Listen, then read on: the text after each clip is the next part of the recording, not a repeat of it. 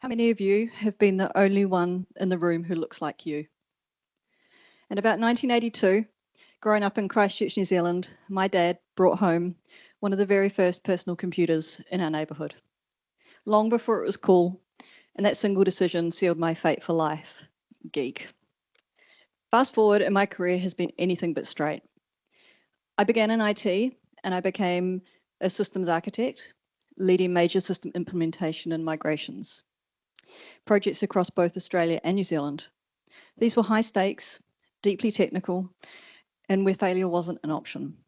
And they taught me the value of precision, resilience, and leading highly complex teams under pressure. But while I was designing and implementing systems, I was also navigating assumptions. In every room, people expected less of me. Before I even opened my mouth, or even worse, they assumed that I was not technically competent. Today, I'm the Security Operations Manager at Cyber Audit Team, and I got my Bachelor of Information and Communications Technology in 2005. I hold the Osaka Certified Information Security Certification, CISM, and I'm a Certified Essential 8 Assessor. I serve my community as a Gold Coast SEC Talks and B-Sides Coordinator, as well as an AWSN Chapter Lead. For the last 2 years, I've also been one of the facilitators of the Tangible Uplift program, helping other women to pass the CISM certification. I'm also honoured to have been recognised as the 2025 AusCert Diversity and Inclusion Champion and the 2024 Best Security Mentor at both the ASA and the Australian Women in Security Awards. I was also recently nominated for the Gold Coast Women in Business Awards and became an awardee of merit. But honestly, these awards are not the finish line. They are a reminder of why visibility and mentorship matter. Because in cyber, success isn't about what you build, it's about who you lift up along the way. And that's why we're here today, to talk about what it means to thrive in a technical role when the systems and cultures weren't designed with us in mind.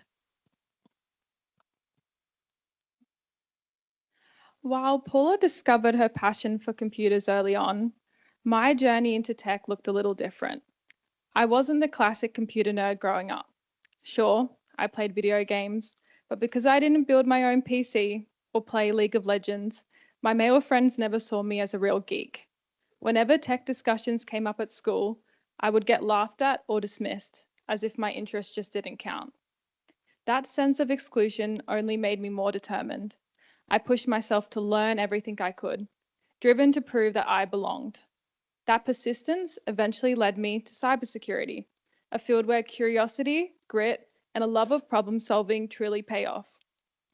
Today, I work as an associate security consultant at Volcus, where I get to break things for a living, ethically, of course. My work spans pen testing, security assessments, and helping clients strengthen their defense in a way that's practical and human focused. Outside of work, I'm an active member of the cybersecurity community, volunteering at local events, mentoring students, and staying connected through meetups like SEC Talks and the Australian Women in Security Network, for which I am now Gold Coast chapter lead. For me, thriving in cybersecurity isn't just about mastering the tools. It's about building a community where everyone feels welcome to learn, share, and grow. Because when people can see themselves in this field, that's when interest turns into opportunity.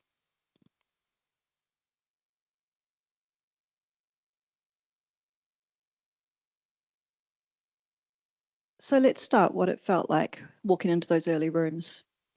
By high school in 1991, I was only one of a handful of girls in my computer studies class. Same computers, so the same technology I'd been using since I was 8. I outperformed all of my classmates and knew more about than the maths teacher taking the class. Epic nerd badge secured. I went on to Polytech in the technical stream of business computing and was the only woman in the room.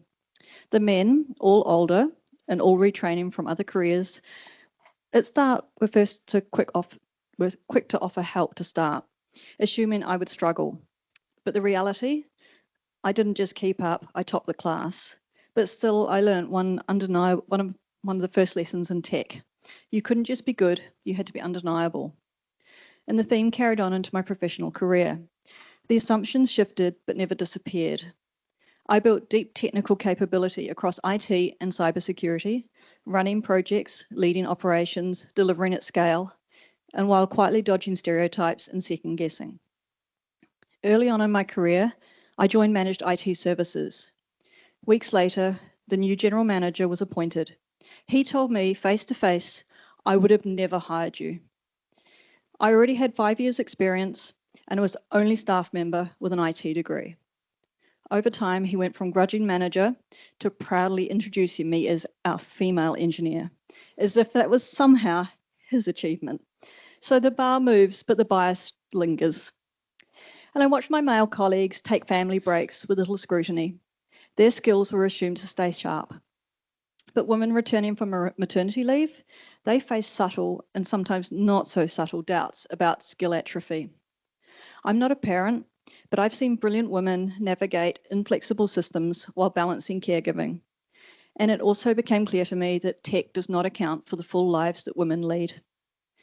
And there's a part that no one ever talks about, and that's menopause. While I personally had an easier time of it than some, I've seen firsthand how it can be a massive, debilitating issue for some women in leadership and critical roles. Imagine leading incident response or a major incident while battling severe symptoms with no language, no support, and no understanding. And it's another layer of invisible labor and pressure that many women carry in silence. Walking into a room has never been just about showing up and doing the job. It's about doing the job while carrying the weight of all the assumptions, internal and external, navigating life's natural transitions in environments that often don't acknowledge them.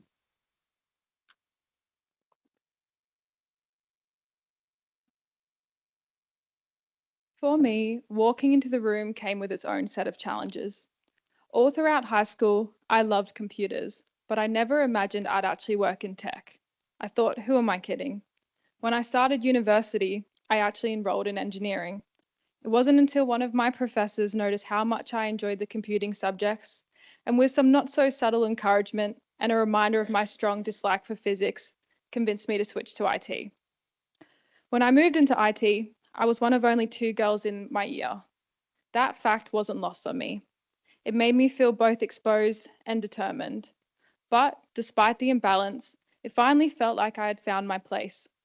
I loved the work, the logic, the creativity, the problem solving. My grades were strong, and for the first time I thought, yes, this is where I belong. But that excitement didn't last long. Instead of being recognized for my effort and curiosity, I found myself constantly questioned. Every detail of my work was scrutinized in ways my male classmates never experienced. They were assumed to be capable. I had to prove it over and over again. That pressure built quickly. Even though I was doing very well academically, I didn't feel like I belonged anymore. By the end of my first trimester, I dropped out. Not because I lacked ability, but because I couldn't see myself thriving in that environment. I tried studying another field, but I just did not enjoy it. I remember confiding in my uncle, telling him I wanted to pursue IT, but was afraid I would fail or I just wouldn't fit in. He told me that most people are faking it until they make it anyways, and that instead of finding reasons why I wouldn't succeed, I should focus on learning as much as I could. So, I read a few inspirational quotes on Pinterest, dusted myself off, and went back. But the culture hadn't changed. Throughout university, my work was continuously double checked by male classmates, while their work went unquestioned when I raised concerns. I remember one particular moment. A male teammate had written a piece of code that wasn't functioning correctly. I pointed out the issue and suggested a fix, but he flat out refused to believe me. Only when another male teammate confirmed what I had said did he finally accept it. That moment really stuck with me, not just because of the code, but because it revealed who was believed in a room full of men. It chipped away at my confidence. I felt like a token, like I was only there to tick a diversity box in the class. And I really internalized that bias. So for me, walking into the room wasn't just about showing up to lectures or submitting assignments. It was about carrying the weight of self doubt while being visibly different and choosing again and again to stay anyway.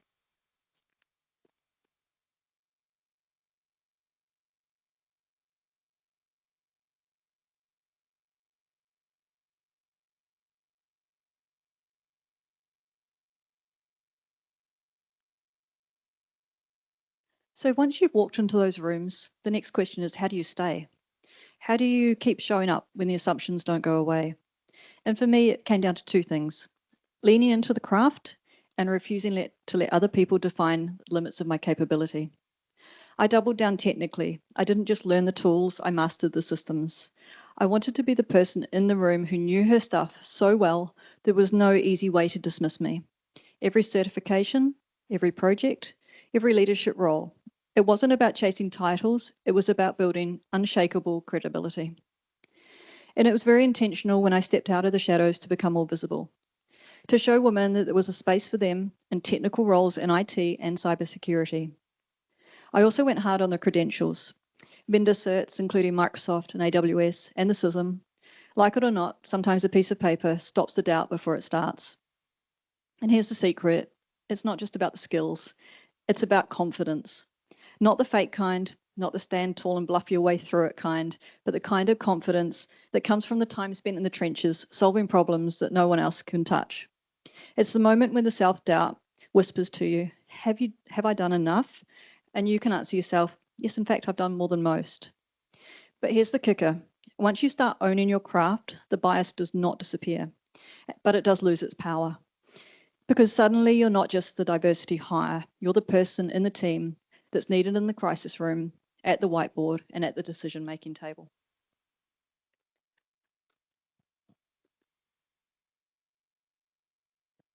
Overcoming those early challenges meant making a conscious decision. If I was going to stay in this field, I needed to build a foundation that no one could take away from me. I knew I couldn't change how people perceived me overnight, but I could make sure my skills spoke louder than their doubts. That started with self-study. I spent evenings and weekends working through tutorials, tackling online labs, and experimenting until things finally made sense. Sometimes I would spend hours just trying to figure out why a piece of code wasn't running or why a network configuration had failed. It was frustrating, but it was also empowering because each time I solved a problem on my own, I built a little more confidence in my ability to figure things out. Mastering the basics became my turning point. Networking, operating systems, coding fundamentals, I treated them as my toolkit. I wanted to be able to not just use them, but understand them deeply enough to explain them clearly to others. Once I had those building blocks, moving into more advanced areas didn't feel so intimidating. But maybe the most important lesson I learned wasn't technical at all. It was that I could make mistakes and still belong here. For a long time, I saw every gap in my knowledge as proof that I wasn't good enough, that not knowing something meant I didn't deserve to be in the room. But eventually I realized that being wrong didn't mean I was incapable. It meant I was still learning. In cybersecurity, no one knows everything. The landscape changes too fast for that. The real strength comes from being willing to admit when you don't know something and then doing the work to find it out. Once I accepted that, everything shifted. I stopped chasing perfection and started focusing on progress. I learned that persistence mattered more than perfection, that curiosity, resilience, and the willingness to keep showing up, even when I didn't have all the answers, were just as valuable as technical skills. I stopped being afraid of not knowing and started to see the power in saying, I don't know yet. So for me, building technical acumen wasn't just about learning skills, it was about building a mindset that I can make mistakes, that I don't need to know everything, that it's okay not to be perfect, and that asking questions doesn't make me less capable. That mindset is what gave me confidence not to just survive in this field, but to grow in it, and to help others realize that they belong too, even when they're still figuring things out.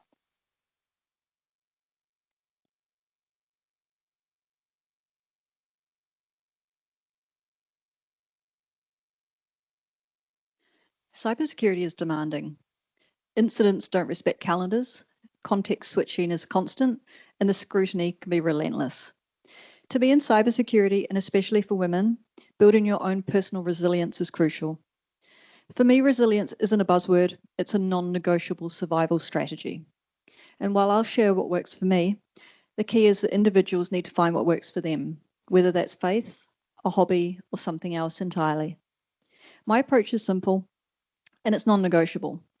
And first is exercise. I took up running at 43, proof it's never too late. And I now run 3 days a week. I do YouTube yoga at least twice a week, and I walk to work another 3 days a week. That consistent movement for me is critical. It's where I burn off the stress and I clear my head. And it's not just about the physical health, it's a mental reset. And just as vital as taking time for myself in a field where the threats never sleep, it's easy to feel like that you shouldn't either. But stepping away and truly disconnecting, it's essential. A quiet coffee, painting my nails, playing with my dog. It's about recharging so I come back sharper and less likely to make mistakes because I'm running on fumes. And I stick to two very unsexy fundamentals. I make sure I eat properly and I get enough sleep. If I skip meals, I get hangry and I cannot focus. If I shortchange my sleep, I get snappy and anxious, and neither is fun. Fuel and rest are part of the job and they're not a luxury. And finally, my secret weapon, a dark and totally not safe for work sense of humour. If life isn't fun, why are we here? Yes, it's inappropriate, but it's a pressure release, and it reminds me not to take myself too seriously, even when the stakes are high. It's how I stay sane. This isn't about being bulletproof, it's about having a toolkit to bounce back. You can't pour from an empty cup, and you can't defend an organisation on an empty tank. Personal resilience is how you make sure you're not just surviving in this field, but genuinely thriving.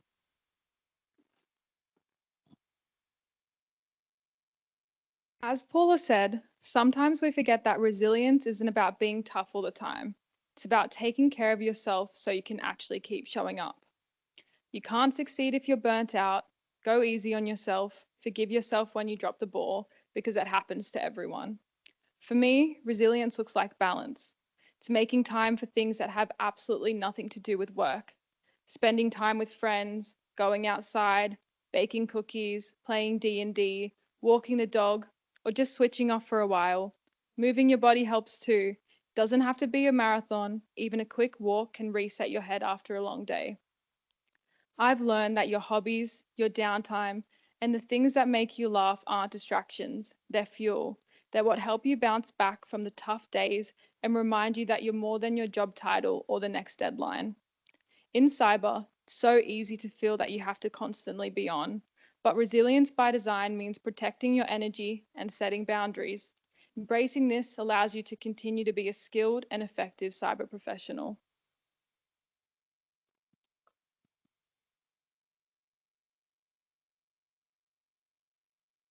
So walking into the room is one part of the story, but what happens next is just as important. How do we build that bench for others?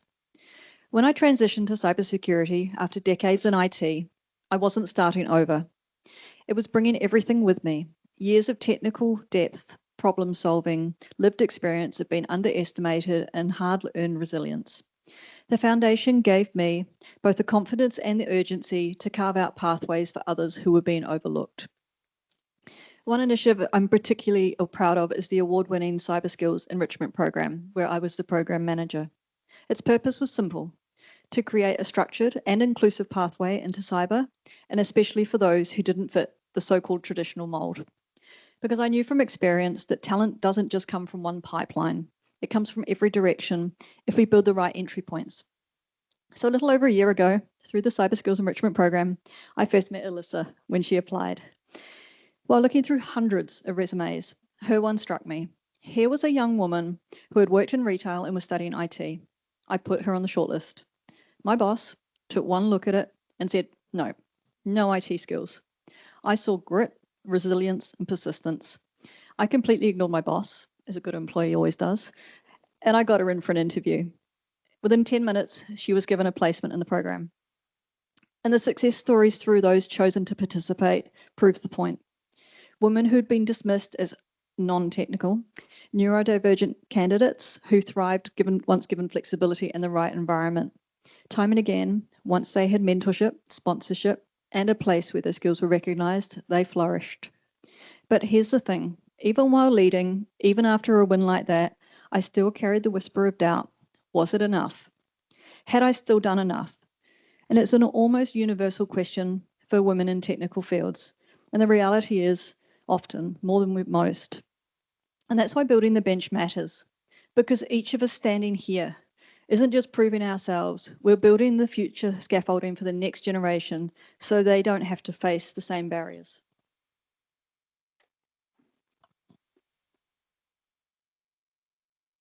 And from my side, building the bench meant moving from survival to contribution. Once I had built my own foundations, I realized that thriving wasn't just about proving myself anymore. It was about making sure others could thrive alongside me. The turning point for me was deciding that if I had to work this hard to claim space, I didn't want the next person to feel quite so alone in doing it. At university, that meant speaking up in group projects, not just for myself, but for others whose ideas were being constantly overlooked.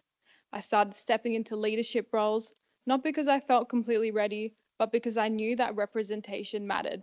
The more visible I was, the easier it became for others to see that they could lead too. I also began pushing myself into spaces outside of class, industry events, meetups, and networking groups. At first, I joined just to learn, but what I found was a community. Organizations like AWSN gave me a chance to connect with women at all different stages of their careers. Those conversations reminded me that none of us succeed alone, and that sharing knowledge and encouragement can be just as powerful as any technical skill. When it came time to step into the workforce, those lessons really mattered. Getting your first job in tech, especially as a woman, often means applying for roles you don't feel completely qualified for. And that's exactly what I did. I think a lot of women feel like we need to tick every box or earn every certification before we even dare to apply. But that simply is not true. One night in my final year of uni, I came across an email about the Cyber Skills Enrichment Program. I was studying software development at the time, but as I read through the details, something about it just clicked. It sounded interesting, meaningful, different. Then I looked at the requirements and realized I didn't meet a single one. I was too young, had no real transferable skills, no real IT experience, but then I thought, why not? The worst that could happen was that they just ignore me. But instead, I got a reply, and that reply was from Paula. Finally, someone saw my potential, saw my curiosity and determination, and most importantly, made space for me. Meeting Paula through that program was one of the most pivotal moments in my life. For the first time, I could clearly see what a long, fulfilling career in tech and cyber could look like. Having a mentor who not only understood the barriers but had overcome them showed me that the path forward was real and that I had value to offer too. After my internship, I was offered a short-term contract role with Cyber Audit Team as a security analyst, which then led me to a position with the Gold Coast City Council as a cyber trainee. And now I'm proud to say I'm working in my dream role as an associate security consultant with Volcus. And I got every one of those roles by applying before I felt ready. So now, when I think about building the bench, it's about lifting as you climb, recommending someone for an opportunity, making introductions, or simply saying out loud, their contribution matters. It's not about doing everything perfectly, it's about creating a ripple effect so the next generation doesn't have to fight the same invisible battles alone.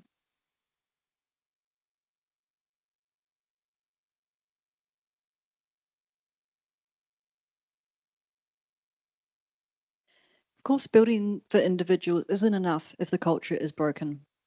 Unpacking workplace cultures designed around traditional linear careers, rigid hours, performance reviews biased towards extroversion or visibility, team bonding that excludes, all of it speaks volumes. None of that maps to a modern, high-performing cyber team. If we want to retain great people and get the best from them, we have to design for the reality and not the nostalgia. One of the biggest myths in our industry is that by supporting flexibility for parents and caregivers, it's some sort of compromise. It's not a compromise, it's a catalyst for retention. Every time we design a role around rigid hours or outdated assumptions, we lose incredible talent who simply can't contort their lives into a narrow shape. When we make room for flexibility, we don't just keep women, we keep expertise, innovation, and diversity of thought. And then there's merit. We often hear hiring managers say, we only hire on merit.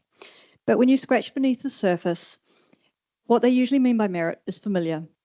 People who look like them, think like them, went to the same schools as them, and they followed the same career path. That's not merit, that's comfort.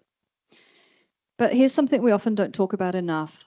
Bias isn't only built into systems, it lives within each of us too.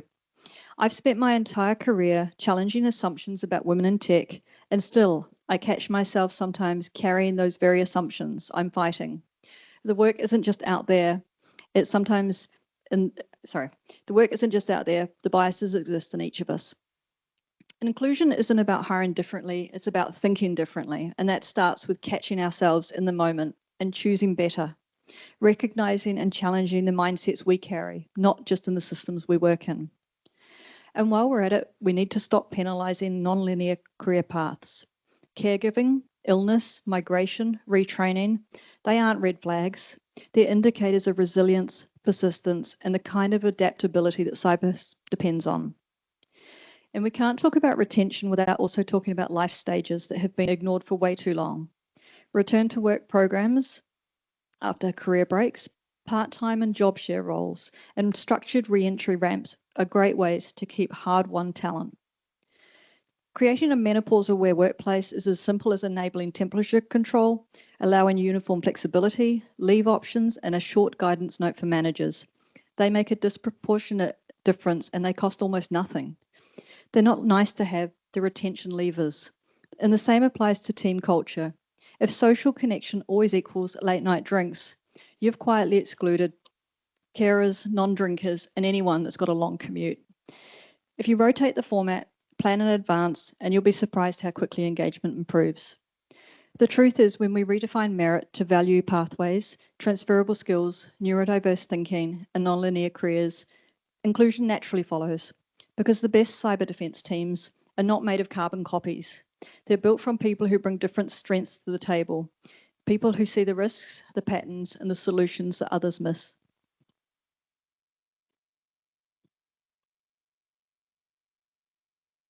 Challenging the language we use is one of the first steps towards real cultural change. Take the phrase culture fit. On the surface, there's merit in wanting someone who connects well with the team and shares core values. That kind of fit helps people collaborate and thrive, but it's a slippery slope. Too often, fit becomes code for familiar, used to exclude people who don't mirror the dominant group, rather than to recognize how well someone contributes, communicates, and builds rapport. I don't want to fit in if it means blending in or erasing what makes me different. I want to add something new. And that idea of adding rather than fitting goes beyond language. It's about mindset. When we spend so much time trying to blend in, it's easy to start measuring ourselves and others by that same narrow standard that we've been trying to escape. I've caught myself before, noticing other women in a technical role and feeling that flicker of doubt about their skill, only to stop and think, wait, where did that come from? It's confronting to realize that even when we've fought so hard to belong, we can still carry some of the same biases we've faced. But awareness is where change begins. Every time we notice and challenge those thoughts, we are rewiring something deeper, both in ourselves and in the culture around us. Other women are not competition. They are our peers. They can become our mentors, teachers, advocates, and representation in spaces that haven't always seen us. We need each other, especially in a world that has taught us to see scarcity where there's actually strength in solidarity. And that belief in solidarity has to show up in the systems we build, especially in hiring. Getting into these roles isn't easy, particularly when you're often the only women in the room. Sitting on a panel of interviewers, all men, can be really intimidating. You become hyper aware of how you sound, how you present, even how you sit. But culture doesn't shift all at once. It changes one conversation, one hiring decision, and one opportunity at a time. I think it's also important to acknowledge that inclusion looks different for everyone.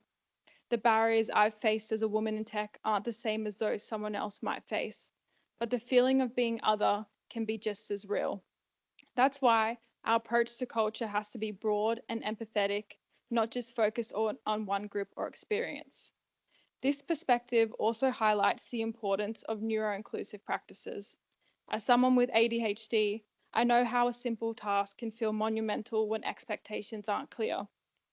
Vague instructions or shifting goals don't just slow you down, they can make you feel really isolated, like you're falling behind while everyone else moves ahead. But when teams provide clarity, written instructions, defined goals, structured communication, it's transformative. It allows people like me to focus on the work, not the guesswork. It levels the playing field. So, what's the bigger picture? Culture isn't something that just happens by default. It's something we design intentionally. When we design it to value difference rather than conformity, we don't just support women or neurodivergent people, we build teams that are stronger, smarter, and more resilient.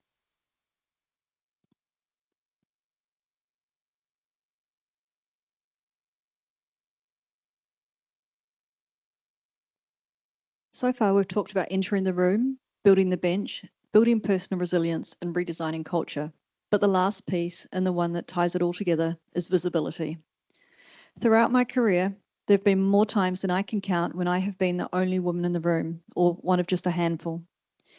During my first job in IT, in a university library, I was sent on a Windows NT course. The trainer kept saying things like, "You know a lot for a librarian," even though he was told I was the IT technician. At an early Microsoft event back in the 2000s, during the keynote, they proudly welcomed the 3,000 attendees, including the 6 women. And you'd hope things had changed, and they have, a little, but still not enough. Women now make up around 17% of those working in cybersecurity, and the number of women in technical roles is even smaller.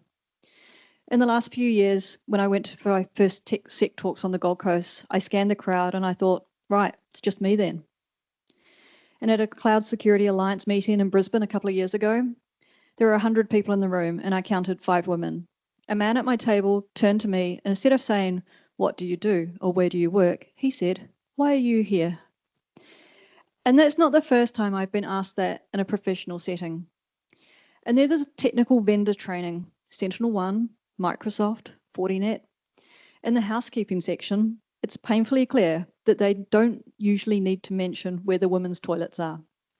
And sometimes they don't even know. It becomes like a special announcement, like we're mythical creatures needing directions to Narnia. But on the plus side, at events like these, it's the only time there's never a queue for the women's loo. And moments stick with you like that. They're funny, but they also hit a nerve because no one sees us, nothing changes. Until someone sees a woman leading a SOC, running an incident response, or delivering a deep dive technical demo, it doesn't occur to them it's normal, and visibility changes that. For me, public speaking has been a way to multiply my impact. One talk can validate, inspire, or even change a career path. But the most fulfilling part of my career hasn't been standing on the stage, it's been mentoring. And I don't just mean sharing technical skills, it's about sharing space. Standing beside someone, opening doors, making introductions, and saying out loud, their voice matters. And for many, that's the difference between staying in the field or walking away. I'm intentional about sharing opportunities, passing on open roles, putting emerging practitioners forward for panels and projects, and making warm introductions across my network. I surface people's wins in daylight. I name the people who did the work so that their impact is visible when it counts. Making space for those coming after me is a practice, not a slogan. If I am invited to speak and I can't, I'll recommend someone newer. If I am leading, I'll co-lead, and I'll bring someone with me. If a door opens for me, I wedge it so the next person doesn't have to push so hard. Because visibility isn't about ego, it's about proof. Every time you step up and you show others what's possible, you're saying this path exists and you can walk it too. Visibility isn't a prize that you earn at the end. It's a tool you use along the way to bring others with you. And the more we use it, the more the industry changes shape. The rooms get more diverse and the conversations get richer. And eventually, walking into a room without women in it will feel weird. So take up space, speak, mentor, post your wins, share the mic, sponsor someone. And the spotlight is not limited, it's exponential when you share it. The more of us who stand here and stay visible, the more we make it impossible to ignore that we belong here. And honestly, this whole field works better when we all do.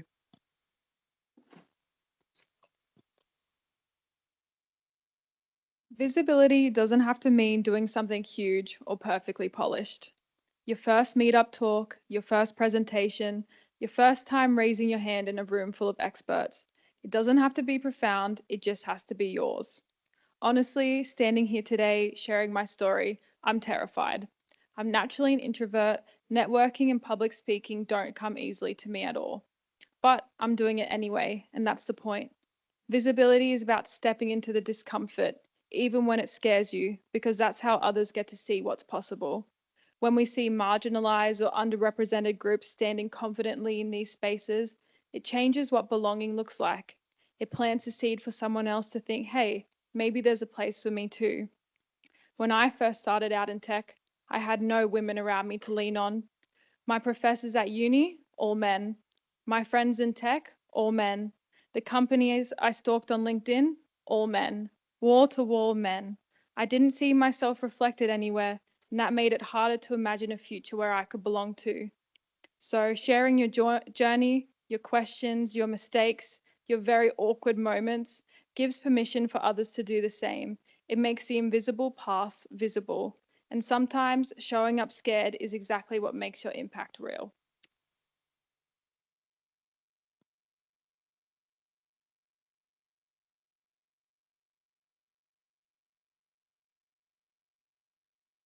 When you're the only one in the room who looks like you, it's easy to be seen as a symbol before you're seen as a professional. You can't control the biases you walk into, but you can control and set expectations, communicate, and frame your impact. This isn't about performing perfection. It's about creating clarity and evidence so that people have fewer excuses to underestimate you. These days, when I onboard a new customer, I set the expectations early and in writing. At kickoff, I'm clear on what my role is, what success looks like, and where I need input from others. It sounds simple, but it works. It reduces the ambiguity, which is where the bias loves to hide, and it keeps everyone focused on outcomes and not optics. When the goalposts are clear up front, they're much harder to move later. Early in my career, I spent way too long doing the office housework, taking notes, chasing admin, and making sure everything ran smoothly while others got the spotlight. That's fair when you're the most junior person in the room, but as you progress, it shouldn't always default to you. Be mindful of where your time goes and redirect it towards work that builds capability and visibility. You don't have to know everything, but you definitely don't have to bluff your way through. Take ownership, follow up, and close the loop. Calm, concise follow-ups are artifacts of competence that travel further than being the loudest voice in the room. And be proud of your accomplishments. Surface them deliberately. Keep a simple log if you have to. That's not arrogance, that's evidence. And your impact should never be invisible. I've learned to run towards the problems that others avoid, and I love the hard stuff. Vulnerability remediation, the gnarly incidents, and the mess that no one wants to touch. Because those are the moments where you build your reputation. Volunteer for the project that no one wants, take the call that no one else will, and tackle the client that everyone dreads. And then make your impact visible. That's how trust is built. And here's the truth. You don't have to fix the whole room to shift how the room sees you. Set expectations in daylight, write things down, design your workload towards impact. Turn feedback into a roadmap and surface the results. If you do that consistently and you move from token to trusted, not because the bias vanished, but because you've engineered around it and left a trail of proof that's too solid to ignore.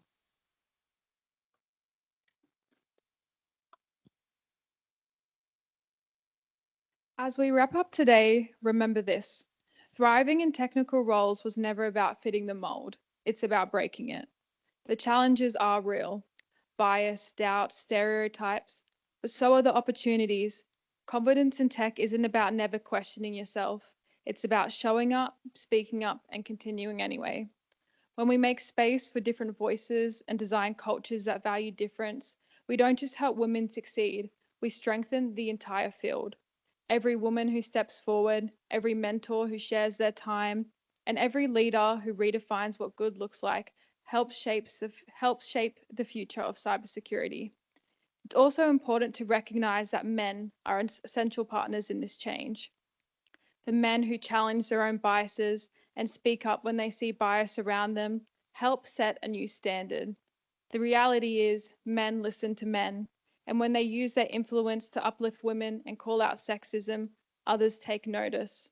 So, lift each other up, bring others on the journey with you, keep receipts of your impact, back yourself, take up space, and don't wait for permission. Thank you to everyone who came out today, and please feel free. Oh, it's already changed to connect with us on LinkedIn. Thank you.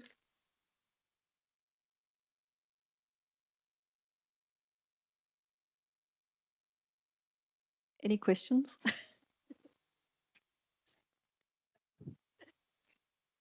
Go on. First of all, I'd like to thank you for sharing your stories.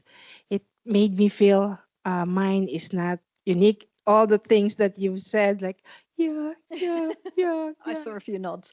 yeah, yeah. And I'm really glad. Okay, so when I first started going to security conferences, that was way back, I think, 2018, yeah, or 2017. That was in Melbourne. It was RoxCon. Yeah, and then there were like very few women there, so we got to know each other. And then the next year, one of the women I met there became a speaker. Mhm. Okay, Nushin, I think you know her. Yeah, and I said I also want to like speak, that I don't know what to talk about. And then she said I wanted to have more women speakers, and with AWSN's help and women speak cyber, so there was that Project Friedman. So for everyone here who's not aware and like to have like this public speaking skills, there is that project called Project Friedman. So one of my persistent issues is about the use of inclusive language. And this is something that I've always had challenges, because I've been told that in Australia, calling guys, like everyone, it's like it's everyone, but it's not. And I've asked people, like men, I know that they're heterosexual men. So if you're a guy, would you date another guy?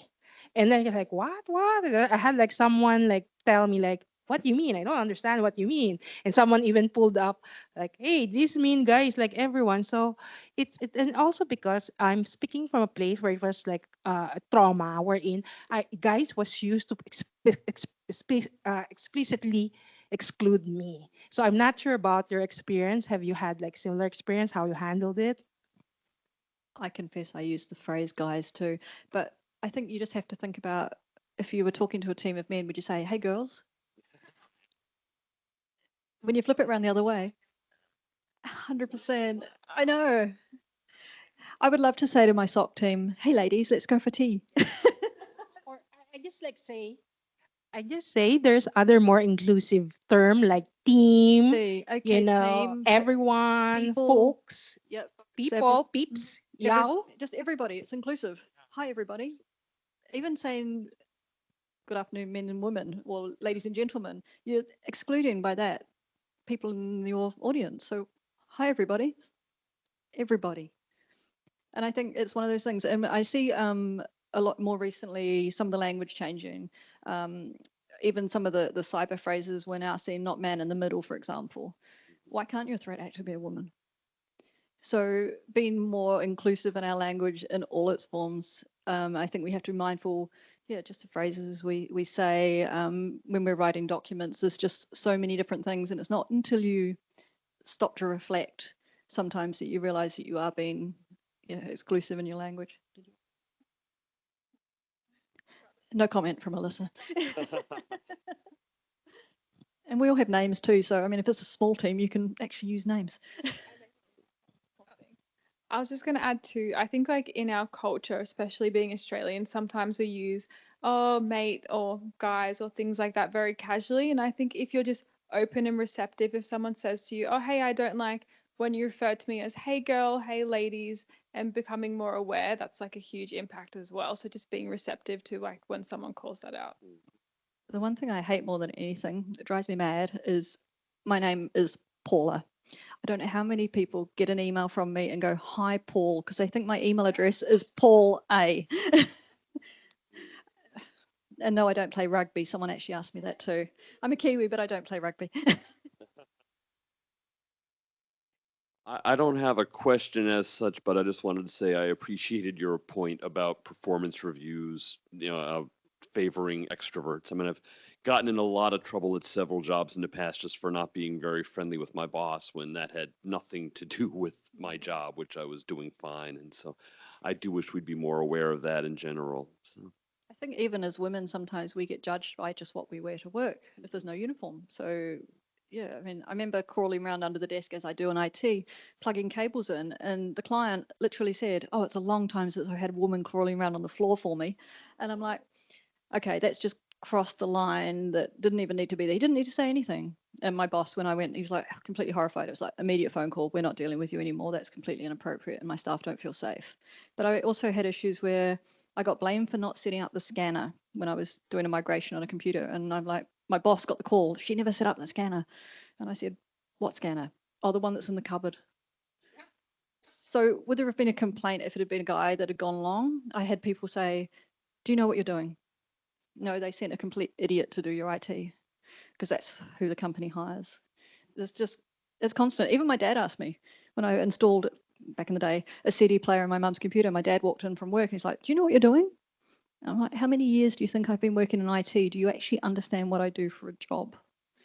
And so it's in all of us. And like I mentioned, our biases. I had an NBN technician come to my home. I did not expect it to be a woman. So when she got out of her van and got her ladder and was up on the roof and through the ceiling, that for me challenged my own bias because I never would have assumed in a million years it would be a woman show up. So we all have it. Sorry, this is primarily asking Alissa, but I would also appreciate your input as well, Paula. You mentioned earlier that when you found you're like pretty much the only one in a particular setting, that you felt it helped drive you further to kind of perform as to the best of your ability. How does one shift their mindset from I'm the only woman in this era, therefore there's no point trying, to I'm the only woman in this era, therefore I want to strive to do better? And I guess by extension, how would I as a man help support someone shift their mindset in that way? All right, let me break this into a few parts so I can keep up with what you said. I think firstly, I developed a really strong sense of spite. So when I initially thought, I was like, I don't belong here. Eventually it started to piss me off and I'm like, oh my God, I'm going to make sure I belong here. And this is kind of related, was I used to have really bad imposter syndrome. Like I'd come into these rooms and think, oh my God, I totally suck. I'm an idiot and everyone can tell I'm an idiot. And for me, I started to give it a name. So if anyone's called Bob, but my imposter syndrome's called Bob. So when I'd hear Bob in my head thinking, oh, Alissa, you totally suck, I'd be like, oh, piss off, Bob. Like, I don't want to deal with you. So that also kind of drove me.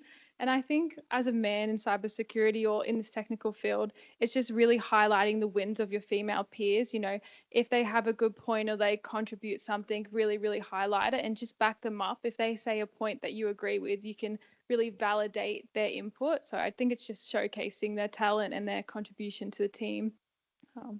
Yeah. I think one of the things that many of us have probably experienced is we have an idea or we say something perhaps in a professional setting and it kind of gets bypassed. And then a man at the table and a couple of comments later will say the same thing and everyone go, oh, yeah, great idea. And you'll be like, but I just said that. So as a man saying, oh, yes, that was the point that Paula just made. So, yeah, great. Thanks for reiterating that, those sorts of things. So also backing up women when they do have great thoughts and concepts and ideas, because that goes a long way for helping their representation and also not calling out, but highlighting women's accomplishments in other groups where the women aren't there. So making sure that you are calling out their accomplishments. So great work done by whoever. I do it with my junior staff as well, because my boss can sometimes be a bit hard on them. So if one of them's done great work, I make sure when I'm having my one-on-one to say, this person did a really great job on this, just so he knows. Because when it comes to time to salary reviews, promotions, those sorts of things, those are the things that are going to get remembered. And so it comes into play for women, anyone who's junior in their roles. It's tough out there. So be kind to everybody. Really sorry, just back to what you said. I think also a lot of the work has to be done in like the locker room chat that happens with men. It's not just how you protect women when they're in front of you, it's what's said behind their back. I can't even say how many times I've heard, oh, this woman got the role because she slept with the boss or because she did something like that. So I think as soon as you call it out when it's just you and the guys and say, hey, this isn't normal chatter, like, oh, she slept with the boss. Okay, explain to me why you said that. Like, make it not funny anymore. I think that also helps changed the narrative about women achieving these really highly technical roles. And some workplaces are extremely toxic for women. Bad behaviors. I mean, you might think it goes under the radar, but you see the inappropriate comments going through the Teams chat to this point of pornography in some workplaces being completely acceptable. As a woman, that does not feel like a safe space. And who are you going to go to? HR? Most of these organizations don't have anybody in HR that's going to give a shit anyway. So I think you've got to find the right place as well. And I think for women, we need to be really careful about that. For a long time, I avoided events where I was the only woman in the room and they were serving as you always see at these events, beer and pizza. I do not want to be the only woman in a room with a bunch of men who are drinking alcohol. That is not a safe space potentially for me. So being mindful about how you actually, what your culture is before you start looking to bring women in is really important.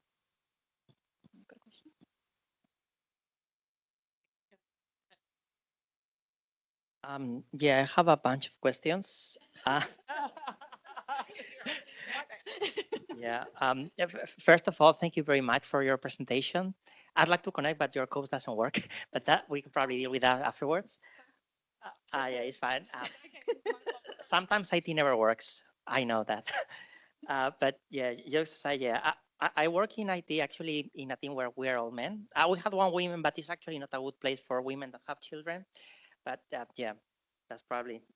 So something I'd like to ask is like, there are some times where it doesn't matter how much you do. It's like they are not going to give you the recognition. So have you ever have this like I don't care or quiet quitting? And also related to that, when you get like too frustrated, what's your strategy? Either to introduce some humor to call them off, or even sometimes just send everyone to fuck off directly? I think for me, if I get really frustrated for them, I just make it really awkward.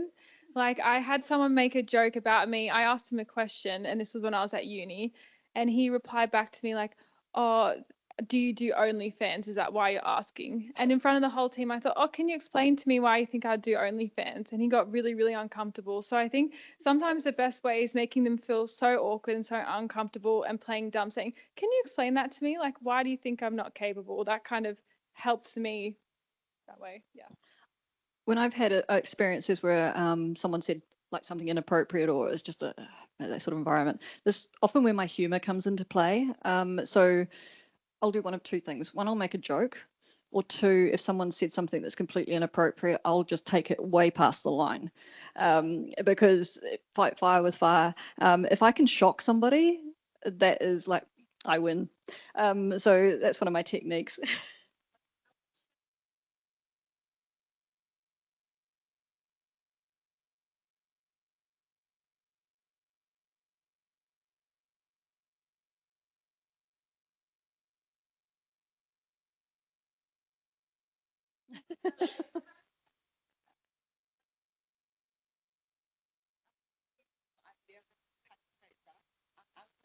chemistry and accounting, so I had no IT experience. And then I was so frustrated. And then after that, I approached it.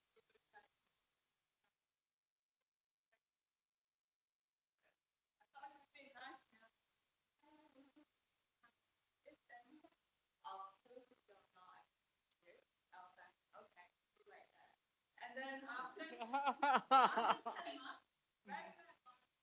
They were always going to come back. And then I would feel that and then he did that. He was struggling with this concept back then. That's a long time.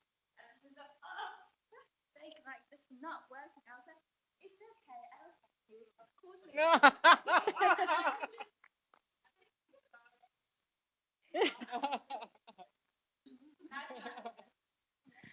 You guys are so much nicer to men than I am. When they say something really egregious, I don't treat it with humor. Sometimes I do if I know the guys, but a lot of times I will especially if they say it in front of a crowd, I say, we're going to take what you just said and we're going to set that aside. And this is your chance to say something else. And that really puts them on notice that they have really overstepped a line, right? I'm in management, so it may be a little bit different for me, but that's effective whether you're a woman or a man. And I will say, men, I'll reinforce what you've said. Men that don't listen to women aren't going to listen to us. And literally the best thing that you can do is say, as Carlota said, as Alissa said, as Paula said, and then repeat verbatim what we have just said.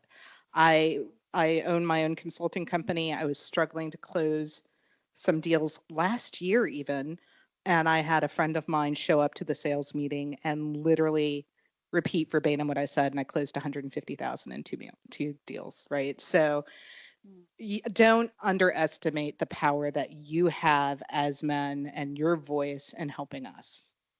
Yeah, when I was a student, my best friend in my class was someone that was the same age as my parent. He was an older guy, retrain him. He had kids my age, so he completely respected someone coming straight from school and studying. And I mean, we'd sit in the back of the class and we'd giggle and look at jokes online and stuff. And then he'd go home and help me fix my bike. So he was just a really nice fatherly figure. And so finding allies is really important. And I would suggest you do that whichever job you've got, because they're the people that are going to speak up for you and respect you and potentially take down some of that trash talk that can happen in the background. There are definitely good men out there. I just had a question about when you guys were juniors. How did you guys transition from all of the entry-level tasks that they would give you to some more tasks where you wanted to upskill yourself and show what your capabilities were? Sometimes I would just do it without asking. Like, it's better to ask for forgiveness than permission. So if I saw there was a task, especially when I worked at cyber audit team, that had been sitting there for a while, if I knew I had the capability and I knew I wasn't going to bring down their entire website, I would just go and do it. So I think sometimes they don't want to give you a lot of work, so they don't want to overwhelm you, or they don't think you're capable. So taking that initiative and just trying to do the extra bit you can really can help upskill you. Do a terrible job of taking the minutes. I am the worst minute taker, but I'm a great IT and security engineer, so maybe my time should be focused on that. I'm just going to give some advice because I'm older than everybody here probably, and I'm a senior leader in tech organisations for many years. And the one thing that you need to understand is if you wait for permission, you're never going to get anything. You've just got to go for it. The number of women who do not apply for jobs because they don't tick 100% of the boxes is ludicrous. The amount of men who apply for jobs that they've got 20% of the qualifications for, an inordinate number. Apply for things, go for it. Just don't sit back. And one of the things that happens inside organisations is you're not in the room. So decisions are being made about you and your capabilities while you're not in the room. And it's obvious a lot of the time it's not about you, it's about their perceptions of you. So they'll say, we won't send Mary to Perth to do that project because she's got 2 kids. Well, Mary can make her own arrangements about her kids. Why not give her the opportunity?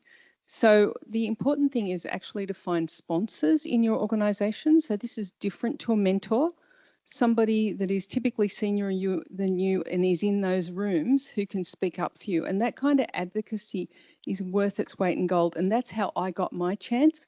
This was last century, but I had these sponsors in the room who would say, let's give her a chance. Let's let her have an opportunity. So find sponsors as well as mentors. It's such an important thing. One of the sayings that Alissa and I have often joked about, and we weren't sure whether we should mention it, was have the confidence of a mediocre man. So I've said it now. Can we please have a huge round of applause for Paula and Alissa?